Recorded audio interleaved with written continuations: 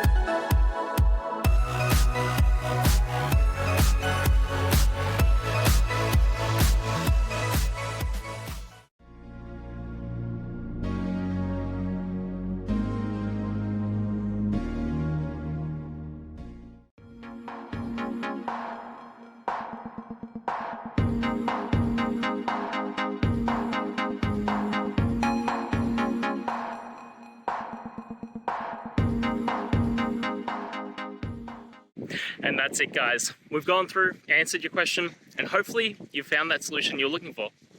Guys, if you did, please hit subscribe. I'd really appreciate it. And until next time, you need technical help, I'll see ya. Have a good one.